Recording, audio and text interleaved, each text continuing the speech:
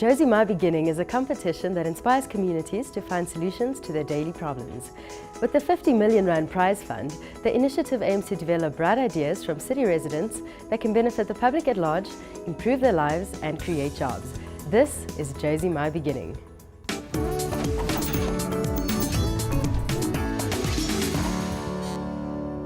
Coming up, we visit the iconic Constitution Hill. We receive some entrepreneurial advice from one of our mentors. We explore one of the most popular local tourist attractions, the JoziZoo, and we chat with actress and co-founder of Future CEOs, Hlubi Mboya, on the big interview. Hello and welcome to JoziMyBeginning. My name is Janice Griever. Thanks for joining me as we take a journey through the world of entrepreneurship and discover what some of the brightest minds are getting up to in the city of Joburg. Now, before we get this going, please join us on all our social media platforms. You can find us on Facebook at JoziMyBeginning and on Twitter at JoziMyBeginning. We always love hearing from you. Now, in addition to entrepreneurship, we also explore this beautiful city of Joburg and bring you interesting stories about Joburg and its rich heritage. We recently explored one of the city's most iconic heritage sites, the Constitution Hill. We look at the old court, the museum and the prison to understand the importance of this place. Nowhere can the story of South Africa's turbulent past and extraordinary transition into democracy be told as it is at the Constitution Hill.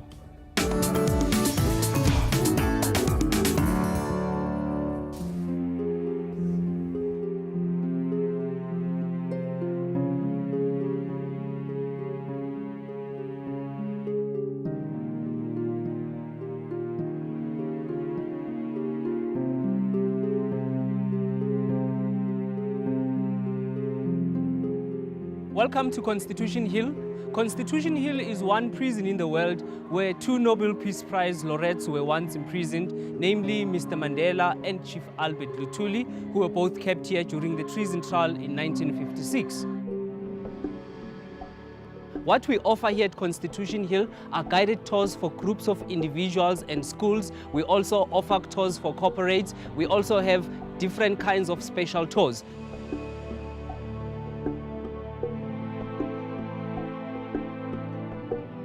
We are now in the Great African Steps. The reason why we call them great is because these are the bricks taken from a demolished prison structure, which was an awaiting trial block, taken down in 2002, paving way for the Constitutional Court. And these steps, they lie between the past, which is the number 4 section this side, and the future, which is the Constitutional Court on my right-hand side. Constitution Hill comprises of 3 prisons. The first prison dates back to 1893. It was built by President Paul Kruger, housed only the white male prisoners.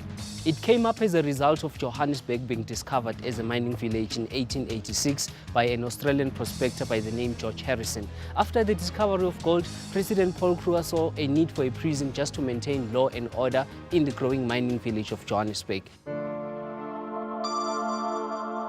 The second prison was built for the non-white males. Coloureds, Asians, Africans, they were all classified as non-whites, and that one was built in 1902, where the likes of Robert Sobukwe, Mahatma Gandhi were once kept. This is the food area where food was dished out to the non-white male prisoners. And food was done according to racial lines as it was during apartheid. And these were their diets, and this was supplied by the minister in parliament in 1970. These are the isolation cells, solitary confinement. They were usually called the deep dark holes. Prisoners were kept in isolation for crimes committed inside the prison or if they were political prisoners. Some were kept here for 90 days, some would be here for 180 up to 12 months. Locked inside here 23 hours a day, just an hour outside. And the lights were kept on 24 hours a day, never switched off. Some of the ex-prisoners testified that the guards would normally come here at night, take a prisoner out of a cell, he would be beaten to death, taken to the mortuary next door, the post-mortem would come back saying he died out of cold. This is a communal cell designed for 30, ended up housing up to 80 prisoners. Overcrowding was a constant problem which led to the closure of this prison in 1983. As dark as it is, it had no lights. The only form of light would come through the openings on top.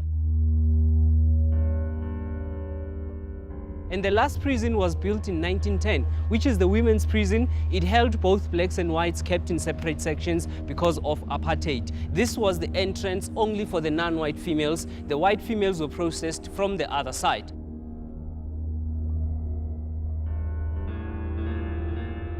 This is where both criminals and political prisoners were kept. In most cases, political prisoners were separated because they were regarded as terrorists. Amongst the ex-prisoners here is Winnie Madikizela Mandela, who was kept here on two separate occasions. Firstly, it was in 1958 when they were demonstrating against the carrying of the identity books for women in the CBD of Johannesburg. While she was kept here during that time, she was 2 months pregnant and she nearly miscarried because of the conditions. Lucky there was Albertina Sisulu, the wife of Walter, who was a midwife at that time, who managed to sort her out.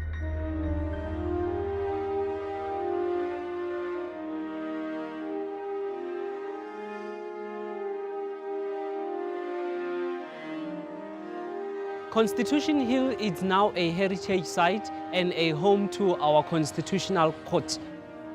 Behind me, it's the door to the Constitutional Court of South Africa. Engraved on the door are 27 basic human rights found in Chapter 2 of the Constitution. So this was once a place where people's rights were violated. It's now where those rights are being protected in the new democratic South Africa.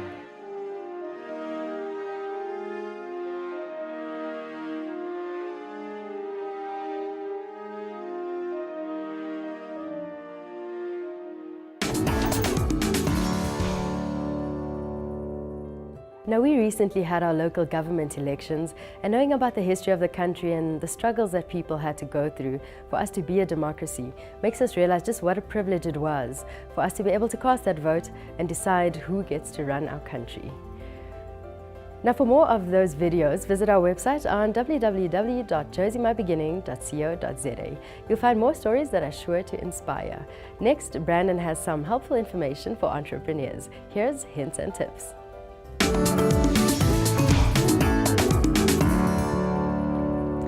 When using social media for your business, you should be using hashtags to support your messages. Why? Well, because hashtags allow people to find and follow discussions about specific topics. I found these guidelines by Digital Information World on how to properly use hashtags in your posts. Firstly, support your hashtags with images. This will boost your views and increase your overall engagement. Don't replace quality posts with hashtags though. Remember, they're there to support your actual message. Secondly, place your hashtags at the end of your posts. It makes your post neater and easier to read, so don't hashtag every single word. If you struggle to read your post, chances are everybody else will too. Next, identify what's trending and use those hashtags to complement your posts, but only if it is relevant to what you are talking about. Don't abuse trending hashtags in the hope that you'll attract more people to your posts. You're more likely to upset someone when they realize that your post has nothing to do with the hashtag that you're using. Finally, run hashtag-connected campaigns and competitions. Encourage users to use your hashtag with the chance of getting incentivized. Make sure that your hashtag is unique though and hasn't been used by somebody else's competition or campaign. So let's sum that up. Support your hashtags with images, use hashtags at the end of your posts, use trending hashtags, and run campaigns and competitions. That's all from me. Remember, you can find more hints and tips on our social media pages. On Facebook, it's JoziMyBeginning, and on Twitter, @JoziMyBeginning. Engage with us, we are looking forward to it. Until next time, remember, keep focused.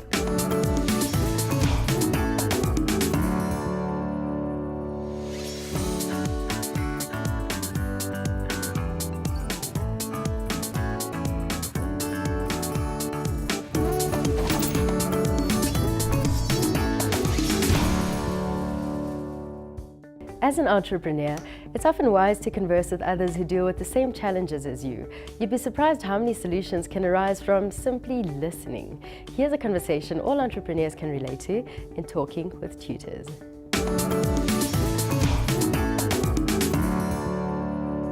Hello, my name is Linda Lindani and welcome to Talking with Tutors. Today we have Ntsiki. Ntsiki, tell us, how do we conduct surveys?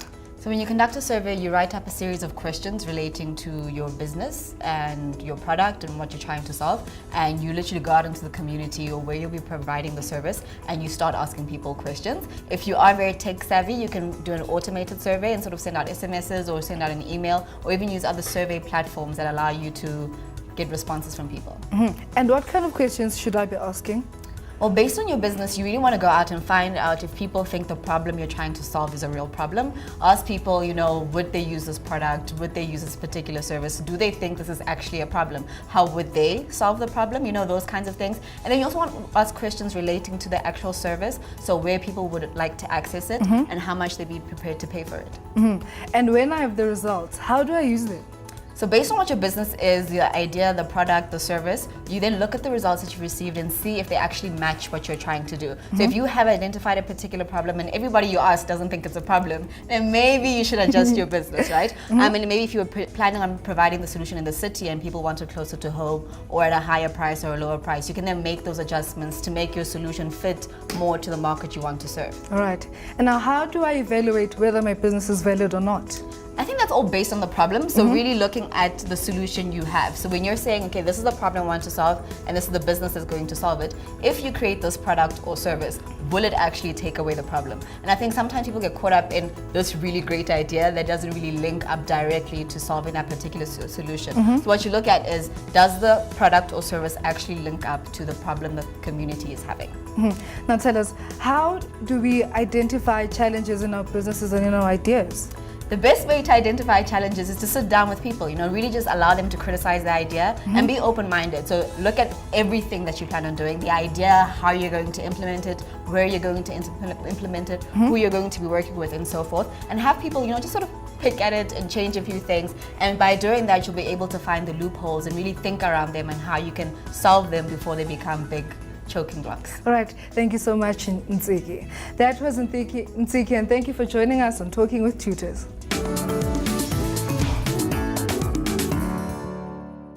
Still to come, we receive expert training and advice from one of our mentors, Angela. We take a look at our visit to the JoziZoo, and Nola interviews Hlubimboya on the big interview. It's all coming up after the break, so don't go away.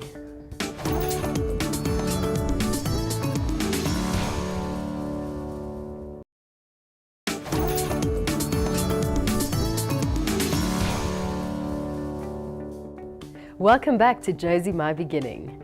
Now, if you visit our social media pages, JoziMyBeginning on Facebook and at JoziMyBeginning on Twitter, you'll find more informative resources about matters in and around the city of Joburg. Coming up next is some helpful entrepreneurial training with one of our mentors, Angela Ho.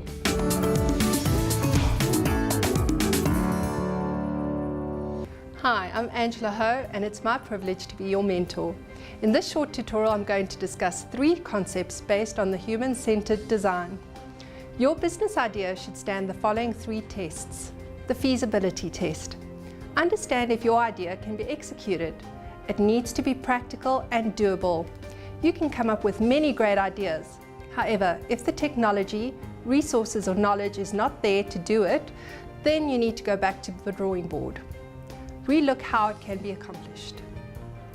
This does not mean that your idea is no good. It may just mean that the timing is not right. When reviewing feasibility, also remember to include identifying any logistical issues. Are your distances practical? Do you have the labor or skills to do it? Are there any legal barriers?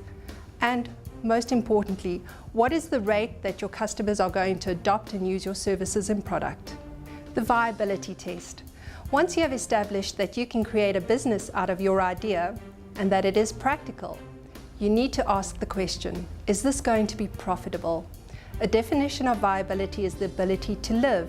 In order for your business to survive, live, and be sustainable, it needs to make a profit. Simply put, if you are spending more money than you make, you should reconsider opening or review your operations or find a new way of conducting business. Where does your business fit? You need to consider and ensure that your business is a fit for you, fit for your location, fit for your operating hours, and fit for your customers. Always remember to check the feasibility, viability, and fit for your business idea. If you want to learn more about these concepts, you can research minimal viable product and lean startup concepts. Thank you for watching.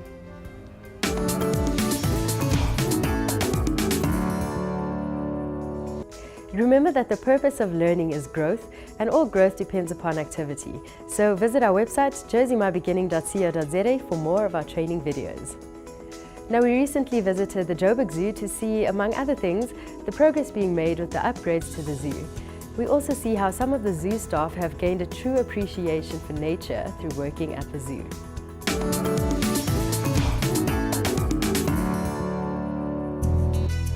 The Johannesburg Zoo is situated in the leafy northern suburbs of Johannesburg in Saxonwold and covers 55 hectares of land.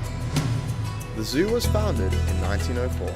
You know, the zoo is more than 110 years, and in that regard you will need to be becoming modernized. Directions are changing in terms of how people interact with the zoos. As an animal collection specialist, I'm responsible basically for more than 300 species that are in the zoo, 3,000 specimens. We participate in conservation projects that are run nationally and internationally.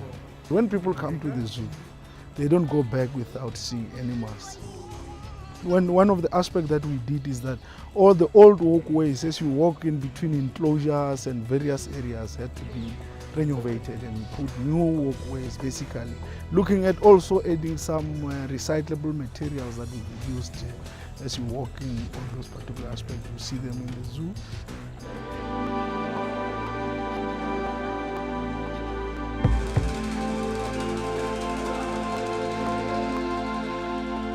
A year ago, we opened a very beautiful aquarium for the people of Johannesburg.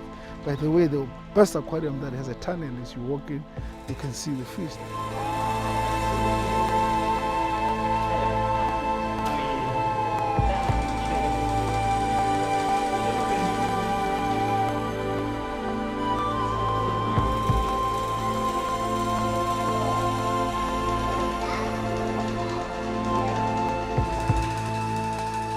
For us to be able to keep that into an international standard, you need to have a quarantine area where when fish are coming into the collection, they first go into that area. So the city has afforded an opportunity through the support of what we call EPWP, Expanded Public Work Program, that the zoo had an opportunity to engage with. Yeah, I worked for AWP for 4 years, and my job is only to check for the fish and to feeding them, to clean the tanks, and then the other thing, to clean the places, is where I do it every day. 42 EPWP members that are currently working in the zoo. They come and do whatever we do in the zoo, they are part of us. They do. What they do is they go and clean enclosures. We have those ones that go clean and feed animals. They know how to deal with that particular environment.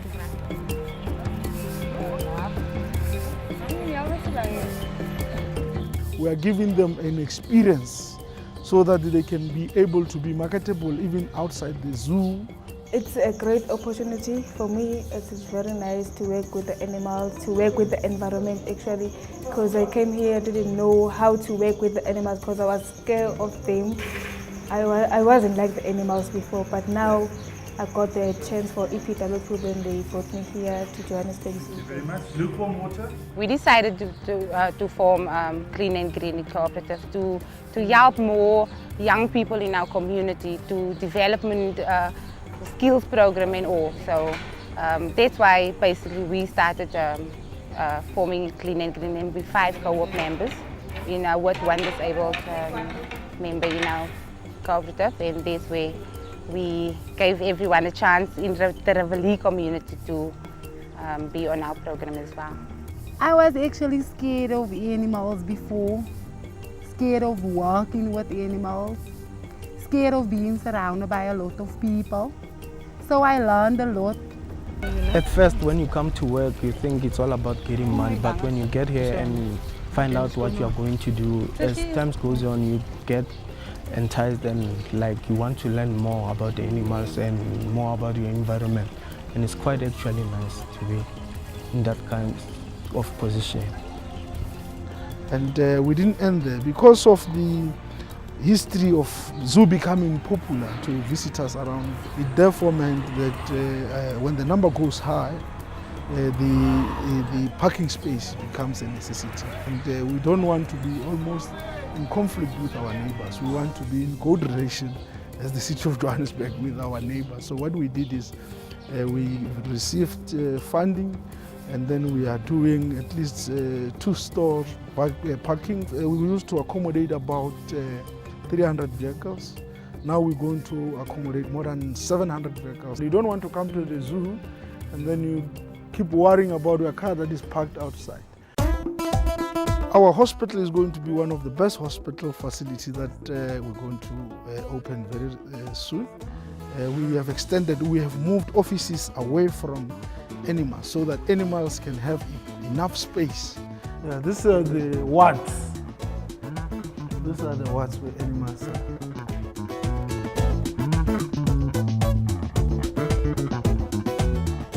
And then we have put an area where the viewing window.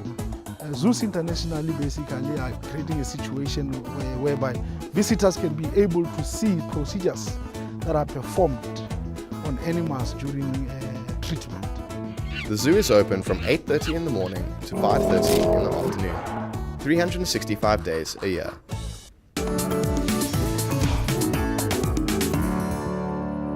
Nola recently sat down with Hlubi Mboya, actress and co-founder of Future CEOs, who's best known for her role as Nandipa on SABC3's Isidingo. Here's the big interview.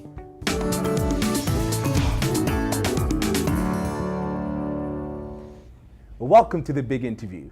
We're joined by Hlubi Mboya, co-founder of Future CEOs.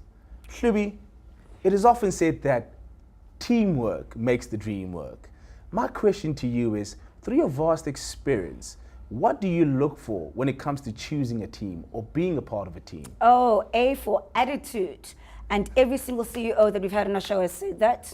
As an athlete and as a want-to-be mountaineer, they say in the circles that your attitude determines your altitude. And that's true to life, and that's true to business, and that's true to anything. I think that that's the basis of true character.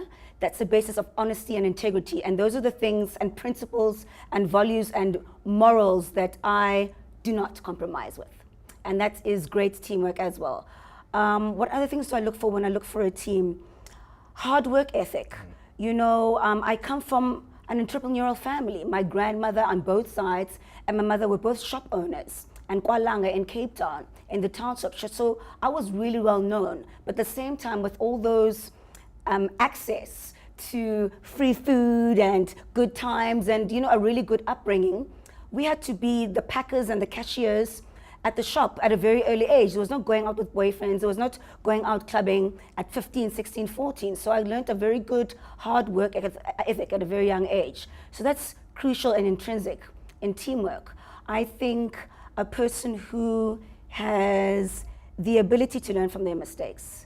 I think that we all are hungry for success, and especially in Joburg, where it's about the clutter and it's about the human race, and it's about, you know, being a jet setter. But I think the fact that you're making a mistake means that you're actually moving and doing something, but it's about learning from those mistakes. And a lot of CEOs, we ask them the question, what big mistakes have you learned from? Because it's about the journey. You know what I mean? You don't get from zero to hero overnight. And I think it's the entrepreneurial journey that is so powerful and that is so much of an asset in our economy, because it just creates great avenues of communication and great opportunities of success and long-term success and legacy within our people. And that's really great, and that's really can be passed down to generation from generation. So I think those are the tools and those are the characteristics that I would choose for my team. That's so interesting, and I think you've said so many things of value. The one thing I want to pick out is the one about mistakes. Because talking to a lot of entrepreneurs who only have maybe 2,000 Rand to start a business or 4,000 Rand, they don't have a lot of room for mistakes. And so what would you tell them is important in terms of getting up again and doing it all over again? I think that's one of the things that I live by. I think that we should never fear failure, just to be a go-getter and a dreamer and a champion, and of course an entrepreneur. And I think that most people choose the entrepreneurs who have failed. I think that shows that you've learned from those mistakes.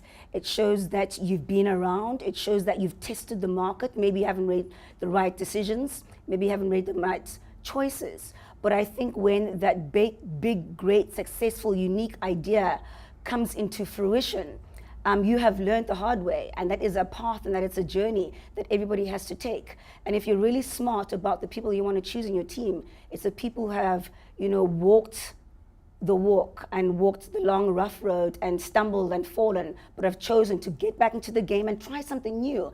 And it's about not fearing the whole game as a whole. It's about, we all have our unique experiences. And it's about picking yourself from those experiences and wanting to better yourself from those experiences. I think that's a true sign of a great entrepreneur. That's absolutely great. Your partner, Gareth, made reference to that. My boss. Your boss. My boss. Sorry, your boss, Yeah, Gareth. he's my boss. He really made that. But if I was to ask you to pick one simple word or phrase to express to us how important diversity has been in your team, because we all know that behind every great man is obviously a woman rolling her eyes. I love it when you say that. If there's one phrase where diversity has made you guys succeed, how would you word it? What characteristic is it? What does it add to the party? They say that partnership is like a marriage, a business partner is like a marriage, and that's exactly where it's all about. And I think that, I'm speaking too fast, and I think that the success of future CEOs is because you've got a great founder, Gareth Armstrong, and a great executive director, which is me, and we're so different in so many ways. And I think, like a marriage, we complement each other because we're so different. And where he is lacking, I rise and shine. And where I rise and shine, he lacks. So it's the perfect fit. We learn from each other.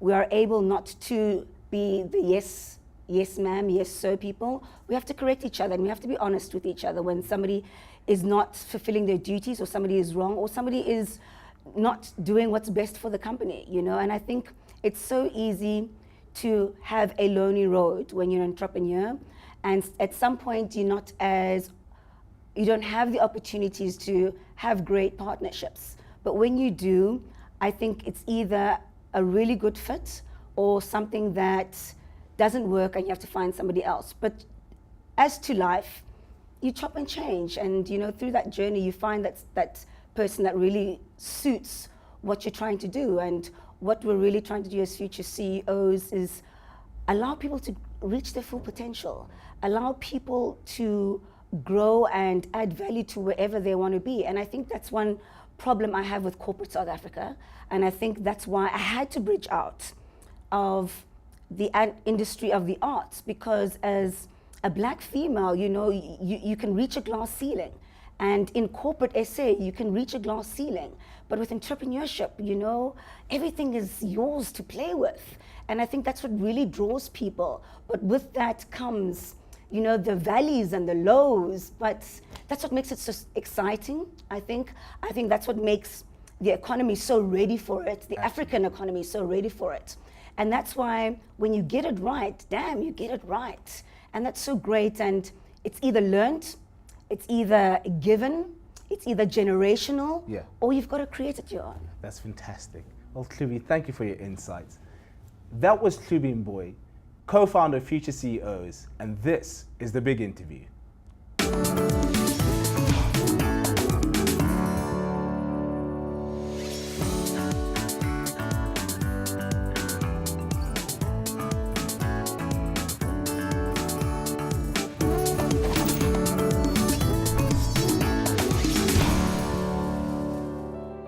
Next week, you do not want to miss out as we visit Kloofendal Nature Reserve, a cultural heritage and ecotourism facility in Roodepoort.